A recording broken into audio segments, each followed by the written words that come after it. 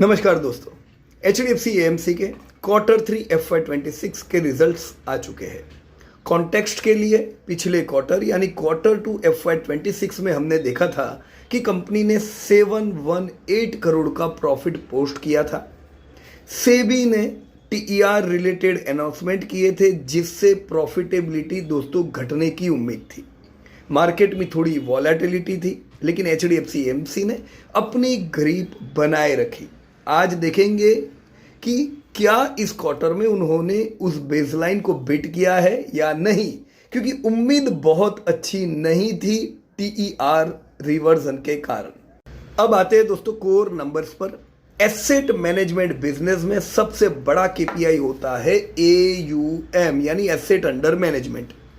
इस quarter company का AUM 9.3 trillion यानी 9.3 लाख करोड़ हो गया है।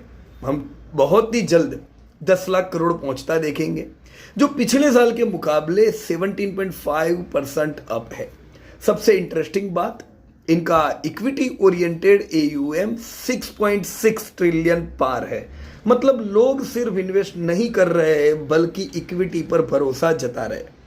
SIP फ्लोज भी 47.3 बिलियन मंथली टच कर चुके, यानी करीबन 5,000 करोड़ का SIP आ रहा है।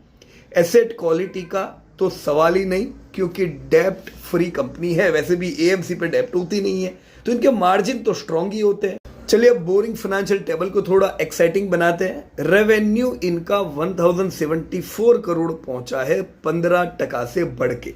पिछली बार का रेवेन्यू 18 था, थोड़ा डिक्रीज है। लेकिन असली मजा ऑपरेटिंग प्रॉफिट में है, 856 करोड़, ये 15% अप है।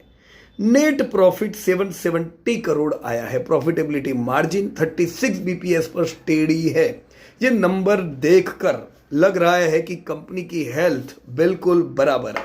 उम्मीद असल में प्रॉफिट्स कम की थी, पर अच्छे आए। मैनेजमेंट कमेंट्री से दो बड़े अपडेट निकल के आए। पहला, उनके स्ट्रक्चर्ड क्रेडिट फंड जिसने 13 बिलियन की कमिटमेंट रेज कर ली है।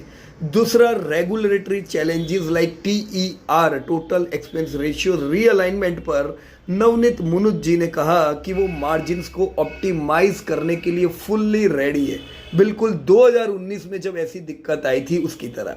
बोनस के बाद अब ट्रेल EPS 52.25 है। करंट PE 39 की रेंज में है, जो फेयर PE है।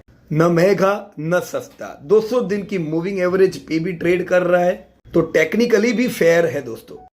Yes, we are SEBI registered investment advisor. ये एनालिसिस सिर्फ एजुकेशन पर्पस